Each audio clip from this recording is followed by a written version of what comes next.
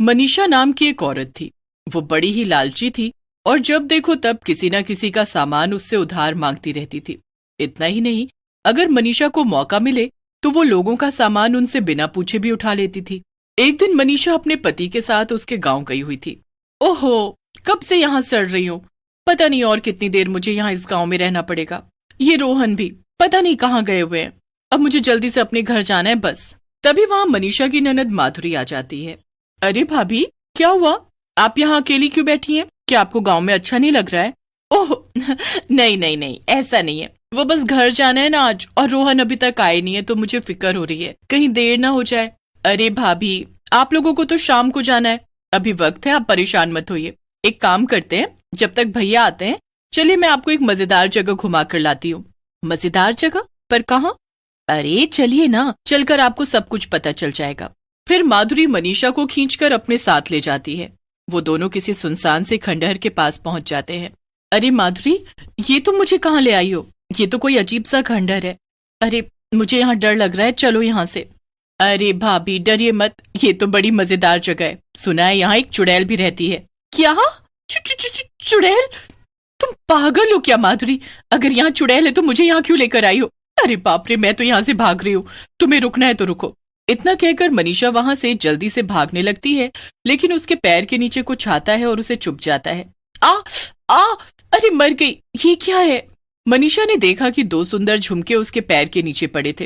अरे वाह, कितने सुंदर झुमके हैं ये तो। माधुरी पीछे से दौड़कर आती है और मनीषा जल्दी से झुमके छुपा लेती है।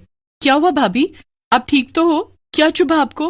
अरे अरे कुछ नहीं हुआ, लगता है कोई कांटा आ गया था, कोई बात नहीं, मैं ठीक हूँ। चलो अब घर चलते हैं। मनीषा और माधुरी दोनों वापस घर आ जाते हैं और मनीषा अपने पति रोहन के साथ वापस शहर के लिए निकल पड़ती है। जब मनीषा अपने पति के साथ कार में बैठकर वापस आ रही थी तो उसे अचानक से ऐसा लगा कि पीछे वाली सीट पर कोई बैठा है। वो पीछे मुड़कर देखने लगी। क्या हुआ मनीषा, क्या बात है? पीछे क्यों देख रही हो बार बार? अरे मुझे ऐसा लगा जैसे पीछे वाली सीट पर कोई है, लेकिन यहाँ तो कोई नहीं है। जरूर कोई भूत या चुड़ैल होगी। चलो तुम्हें क्या, उसे बैठने दो आराम से यहाँ पे। मनीषा और रोहन दोनों इस बात पर हंसने लगते हैं। थोड़ी देर में दोनों अपने घर पहुंच जाते हैं। रोहन तो थक कर सो जाता है, मगर मनीषा को नींद नहीं आ रही थी। वो रोहन के सोते ही चुपके से उठकर अपने झुमके निकालती है। वाह वाह, कितने सुंदर झुमके मिले हैं मुझे, और वो भी मुफ्त में। इन्हें तो जितनी बार देखो उतनी बार मन को अलग ही खुशी मिलती है। चलो अच्छा है, इस बार गाँव जाने से आखिर कुछ तो फायदा हुआ। इन्हें पहनकर मैं तो एकदम हीरोइन लगूंगी।